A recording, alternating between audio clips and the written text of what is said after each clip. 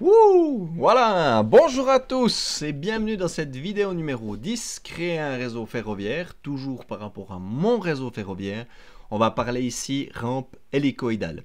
Et oui, comme je vous l'ai dit, j'ai pas fait beaucoup de vidéos ces derniers temps parce que j'ai pas mal avancé, donc j'ai pas mal de sujets à mettre en vidéo. On va parler construction encore une fois, je pense. Après, on va parler sur les petites bêtises. Donc la prochaine vidéo sera peut-être quelques petits tips ou quelques petites bêtises que j'ai faites et vous montrer les modifications que j'ai apportées là-dessus. Donc ici, rampe hélicoïdale, comme on voit ici sur la photo. Au sommaire de cette vidéo, toujours une très brève introduction. On va parler de quelques idées pour réaliser ces rampes hélicoïdales. Je vais vous parler de ma construction et ma pose de voie par rapport à ceci. Toujours en lien avec les vidéos précédentes. Donc, qu'est-ce que c'est une rampe hélicoïdale? Donc, une petite définition écrite. Une rampe hélicoïdale, ça permet au train de changer d'altitude quand on a vraiment une grande altitude à prendre. Et ça permet à la voie en fait de s'enrouler sur elle-même. Donc, de monter comme un escargot. On va bien sûr parler de pente. Au niveau de la pente, on parle ici d'une pente, en tout cas pour le modélisme, de 2,5 à 3%, respectivement 3 cm au mètre, ce qui est déjà relativement élevé. On peut se permettre ceci en HOM, en HO avec des longs trains. Je pense que ça vient dans les limites. Il faut faire pas mal d'essais parce qu'on a une question en fait de rampe et de diamètre. Et vous verrez encore quelques petits points qu'il faut penser, que j'ai jamais forcément pensé. C'est en allant visiter une maquette dernièrement où j'ai vraiment demandé pourquoi il avait fait un hélicoïdal d'une certaine forme et il m'a répondu pourquoi et c'est vrai que c'est très logique. Encore une petite chose, pourquoi j'ai pas fait beaucoup de vidéos, c'est parce que ayant mon matériel roulant dans des vitrines, pour le faire rouler sur ma maquette, il fallait un petit peu l'huiler, régler, calibrer les locomotives avec train contrôleur, etc. Et commencer de rouler avec des trains, donc en problématique des crochets, du poids des trains, des courbes, etc. Donc j'ai dû mettre un petit peu du matériel roulant en service pour pouvoir tester ma maquette. Donc on y va pour la suite. Quelques idées au niveau des hélicoïdales, donc il y en a pas mal sur le marché. Maintenant, on peut les acheter dans différentes échelles. J'en ai mis deux exemples ici. Il y a par exemple Nord qui fait un petit système qu'on peut monter avec des petits pieds, avec les hauteurs qui sont toutes préparées, etc., etc. Ou d'autres personnes, comme ici c'est Bois Modélisme, qui fournit en fait des châssis à monter soi-même. Solution assez propre, je dois dire. Ou on peut le fabriquer soi-même. Donc ici, pour le fabriquer soi-même, il y a plusieurs variantes. Il y a déjà la forme.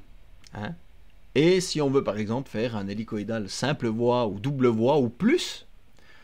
Donc au niveau de la forme, on a la forme ronde que tout le monde connaît ou la forme ovale. Donc quand on fait un hélicoïdal, souvent il faut de la place, mais on ne veut pas en prendre trop. Donc si on fait un ovale ici, on prend plus de place. Mais pourquoi on ferait un ovale où on ferait une partie droite tout d'un coup dans l'hélicoïdal, où qu'on ferait quelques tours l'un sur l'autre, ensuite une partie ovale et plus ou moins à plat, puis ensuite le reste qui va continuer de descendre. Et bien quand on a des longs trains et qu'on descend, ça pousse énormément et ça prend de la vitesse. Même si les locomotives régulent cela, ça prend de la vitesse. Du coup, une partie plate, une partie droite permet un petit peu de replacer tout le train et de limiter en fait la problématique qu'on aurait avec des rames très lourdes. Donc voilà, peut-être à penser, j'y ai jamais pensé jusqu'à maintenant, mais c'est vrai que c'est logique. Pour moi, il y a deux façons de faire un hélicoïdal. Il y a la façon où on fait des trapèzes, donc des bouts droits en forme de trapèze. Ça permet en fait sur une planche de faire toutes les mêmes pièces et pas d'avoir de chute. Et ensuite, on vient placer, comme ceci, nos petits trapèzes avec des éléments de fixation. Alors là aussi, il y a la solution bête et méchante de la tige filetée avec des écrous et des rondelles ou des systèmes de fixation avec des cales. Enfin, il y a plein de choses. Ça, je laisse libre à chacun de trouver ses solutions. Mais néanmoins, on peut avoir un hélicoïdal comme ça, hexagonal. heptagonale, ou que sais-je, et ensuite de faire passer les voies en rond dessus. Donc ça va très très bien. Le gros avantage, c'est qu'on n'a pas de chute de bois. Ou la façon que j'ai choisi moi, donc découper mes pièces rondes de la forme et de la grandeur de ma rampe. Tout simplement. Donc là, c'est clair, on a des chutes sur les côtés, on a des chutes à l'intérieur, et j'en passe. Niveau épaisseur du bois aussi, on peut en parler. C'est clair que j'utilise du 10 mm, là encore, pour gagner en fait de la hauteur entre mes voies.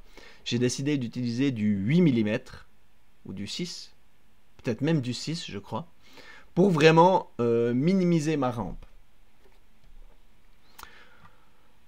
On voit aussi ici que ça sera un hélicoïdal double voie. J'ai fait des petites oreilles à des endroits. Ça sera les endroits où je vais venir mettre en fait mes tiges filetées. Donc par principe, sur un rond, pour qu'on puisse régler ça correctement, on va mettre des tiges filetées en croix. Pomme, pomme. Ça veut dire qu'on aura 1, 2, 3, 4, 5, 6. Je vais vite aller compter et puis je vous redis. Enfin non, je ne vais pas les compter, on va le voir prochainement parce que je vais vous montrer comment je monte mon système. Mais en gros, ça fait pas mal de tiges filetées. Pour calculer comment on doit faire notre hélicoïdal, quel diamètre? Eh bien, il y a un petit outil très, très sympa pour être quitte de calculer nous-mêmes à la main, que quelqu'un a fait. Ici, c'est un calculateur de rampe hélicoïdale.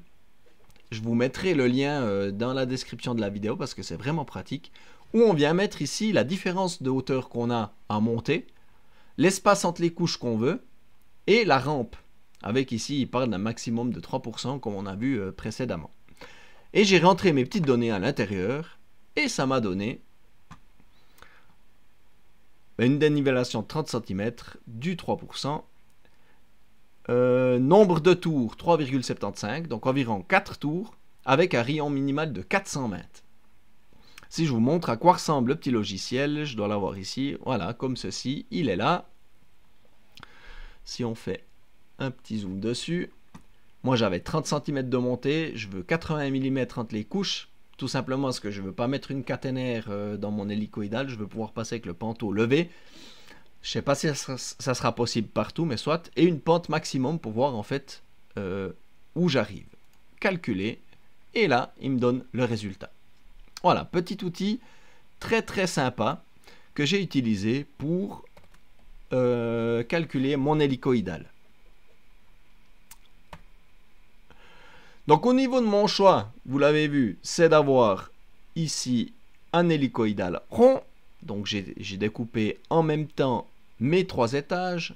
Un étage étant un petit peu différent parce que c'est le premier étage qui part du sol. Et j'ai choisi d'utiliser la solution bête et méchant des tiges filetées. J'ai utilisé du M6 avec boulon, et enfin écrou et rondelle. J'ai commencé par faire un châssis. On mesure, donc mon diamètre extérieur fera 500. Donc je vais tourner en 480 ou en 500, je ne sais plus le rayon des rails. Donc j'ai 500 au niveau de 505 au niveau de mon rayon extérieur au niveau de ma planche. Donc j'aurai un carré ici de minimum 505 et le rayon intérieur du bois fera 400. Donc ici j'ai à peu près 100 pour mettre mes 2 voies. Et ensuite j'ai commencé de tailler ma première planche. Je me suis fait un petit chablon ici avec des trous pour avoir mes deux rayons, un petit compas je veux dire, et j'ai tracé en fait mes éléments avec les diagonales et les traverses centrales, ce qui me fera en fait les points où seront fixés mes tiges filetées. Ça veut dire que j'aurai 1, 2, 3, 4, 5, 6, 7, 8. Donc j'aurai 8 points où j'aurai des tiges filetées de chaque côté de ma bande de roulement. Du coup, c'est tracé, on commence à découper, on voit ici les petites oreilles qui permettront ici d'avoir une tige filetée à l'intérieur et à l'extérieur. Et ensuite, j'obtiens mes bandes de roulement que j'ai percées tout en même temps, comme ça on est en face, avec les trous et on pourra passer la tige filetée à l'intérieur. Au niveau du montage, sur mon châssis, j'ai mis un sol, une planche. J'ai fixé mes premières tiges filetées. Et pour le départ de ma rampe hélicoïdale, en fait, le train va venir depuis ici. J'ai prédécoupé ici ma planche pour pouvoir ensuite la fixer à mes bandes de roulement de ma rampe hélicoïdale pour qu'on puisse ensuite venir tirer cette voie et qu'elle se lève et que ça marie bien en fait, qu'on n'ait pas de bosse entre la bande de roulement d'arrivée et le début de l'hélicoïdale. Donc ça fera ici comme une petite rampe. Ensuite, on commence de fixer nos bandes de roulement de la rampe hélicoïdale. Donc ici, dessous, simplement un petit tacon de bois avec quelques vis pour que ça tienne et ça soit à la même hauteur. On voit ici ma rampe qui commence de débuter. Et on peut commencer ici d'ajuster la hauteur pour avoir la rampe souhaitée. On voit plein de rayes ici sur ma bande de roulement. C'est simplement pour coller mieux en fait le liège que je mets sous la voie. On voit ici donc la pose de voie, parce que c'est clair, on ne peut pas monter toutes les voies après, toutes les bandes de roulement pas après les voies. Donc on doit y aller étage par étage. Donc j'ai commencé de monter mes voies, mon liège, mes voies. Et vous voyez, j'utilise, comme je l'ai montré dans une des vidéos précédentes, mes chablons ici. J'en ai un de 460 et un de 480 ou 500, je ne sais plus, je ne peux plus vous dire. Mes petits éléments ici, mes petites pinces de bois pour faire tout ça propre, pour avoir vraiment des belles courbes et pas avoir des décalages au niveau de mes éclisses aux raponces de voie.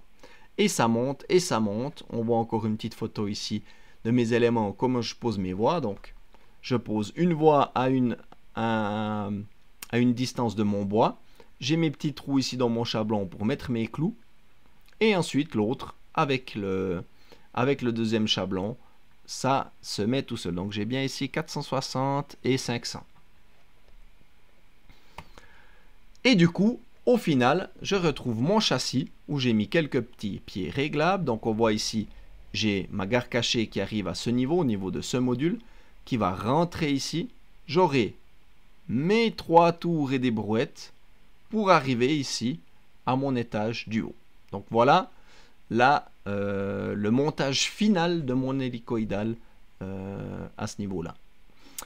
Vous voyez ici, j'ai 2 voies jusqu'au bout. Vous allez voir dans une prochaine vidéo en fait que ici il y a 2 aiguillages qui se sont mis au niveau de mon hélicoïdale parce que j'ai quelques problèmes de conception où j'ai oublié un cas et j'ai dû modifier par la suite. Mais je vous expliquerai tout ça dans une vidéo suivante. Au niveau de la démonstration, vous allez voir une petite vidéo. Vous allez voir à ce moment-là aussi les aiguillages que j'ai mis au niveau de l'hélicoïdale. Et on va simplement voir un petit train roulé sur cet hélicoïdale. Bon visionnage.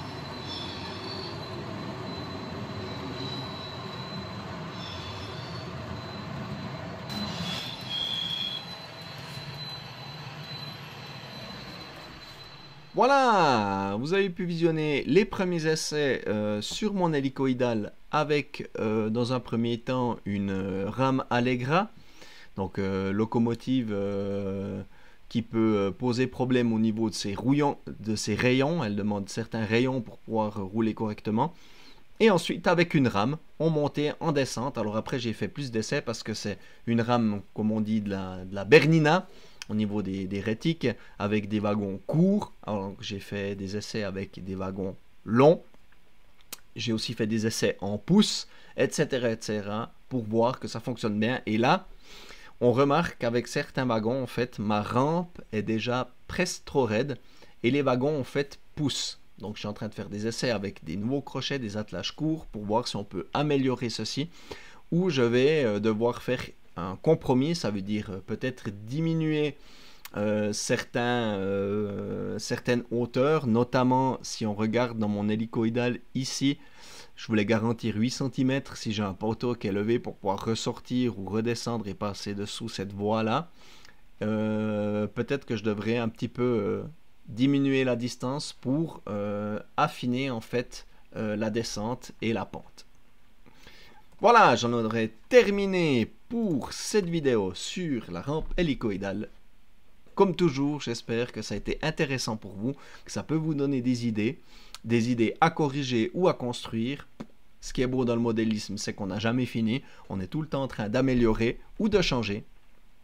J'ai plus qu'à vous donner rendez-vous dans une prochaine vidéo. Au revoir!